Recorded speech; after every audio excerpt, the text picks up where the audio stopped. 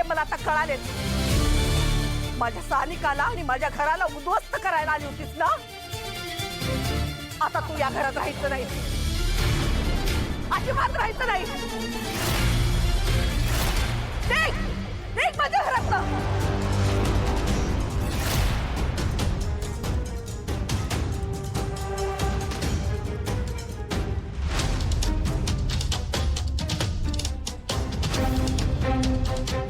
अगं आई, श्रावणी असं कधीच करणार नाही. हे बघ, तू सगळ्यांना काहीतरी गैरसमज झालाय. तू मध्ये बोलायचं नाही सांगू ठेवते मी तुला. तुझ्या बहिणीचं आयुष्य फार उद्ध्वस्त करून टाकलं तरी अजून तिचीच बाजू घेतोस तू. तसं नाही. ए नटमोगरे, का थांबलीयस अजून? जा की निघून जा.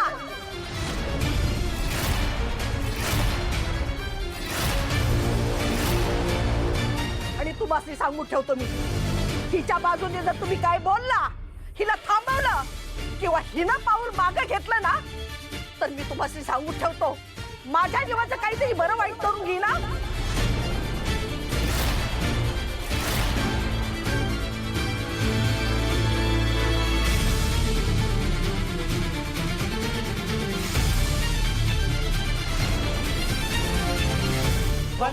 सासूबाई, आई अगं काय करायली? या श्रावणीमुळे तू तुझा जीव देणार आहेस काय?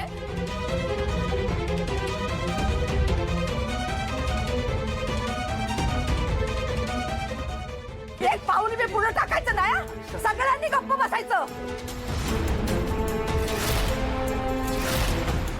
कान उघडे ठेवून ऐका मी काय सांगतोय ते. ही नटमोगरी आत्ताच्या आत्ता माझं घर सोडून नाही गेली तर तुमच्या डोळ्यासमोर मी माझा गळा कापून घेईन.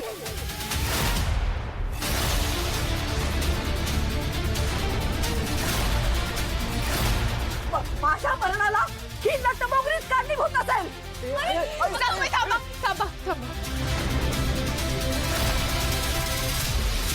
प्लीज माझ्यामुळे तुम्ही स्वतःला त्रास करून घेऊ नका.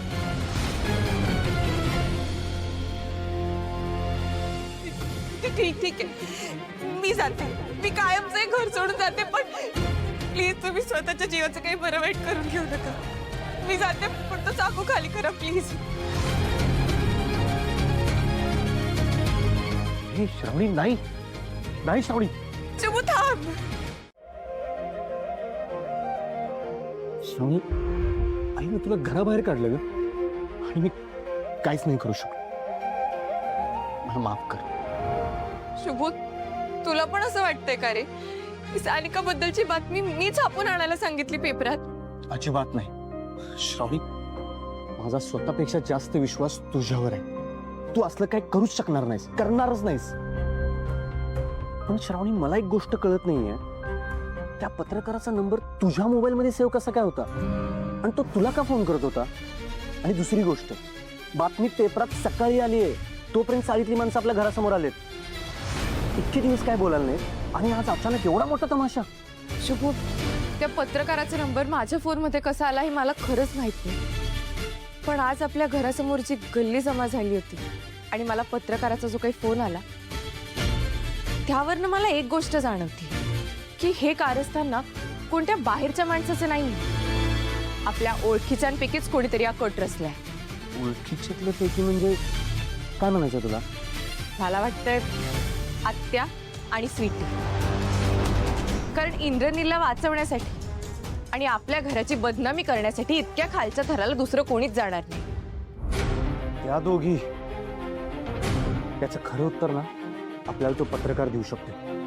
चल, त्याला भेटून येऊयात. नाही बघ, आता तिथे जाऊन ना काहीच फायदा होणार नाही. कारण तो पत्रकार आता आपल्याला भेटणारच नाही रे. ऐक, तू ना आता एकतर शांत हो, आणि तुला जॉब इंटरव्ह्यूला जायचंय ना, उशीर होईल, तू तिथे जा. ठीक आहे, चल घरी चल. आईला मी समजवतो.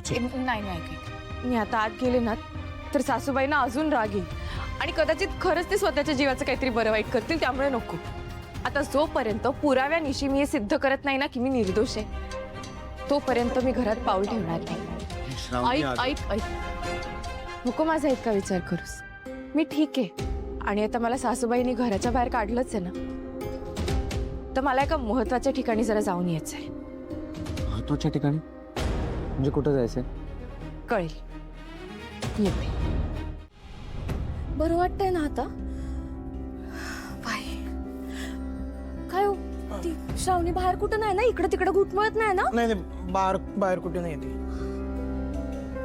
हे बघ कारभारने, तू हे जे काही केलंस ना ते अत्यंत चुकीचं केलेलं आहेस. अगं नुसत्या संशयावरनं तू स्वतःच्या सुनेला घराबाहेर काढलंस.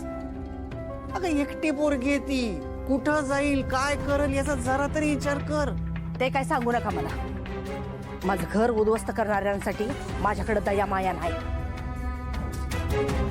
आणि अण्णा, त्या पोरीने आपल्या सानिकाची एवढी बदनामी केली, पेपरात बातमी छापून आणली, तरी पण तुम्ही तिचीच बाजू घेताय, तिची वकिली करताय. वय मी तिची बाजू घेणार, कारण मला माझ्या सुनेवरती पूर्ण विश्वास आहे. अगं ती सानिकाबद्दल असं स्वप्नात बी करणार नाही. आणि पेपरात हे जे काही बी छापून आलंय ना ते श्रावणीने केलेलं नाहीये, हे सानिकाला बी आतलं चांगलं माहिती. बाहेरच्याच कुठल्या तरी शत्रूचं काम आहे. आणि त्या शत्रूला आपल्याच घरातल्या एका घर भेद्याची, नालायक माणसाची साथ लाभते. बास करा आता. आम्ही अजून पण तेच सांगालोय, त्या पोरीवर विश्वास ठेवू नका. ऐकायचं असेल तर ऐका, नाही तर जाऊ दे. आई, आई तू काळजी घे काय.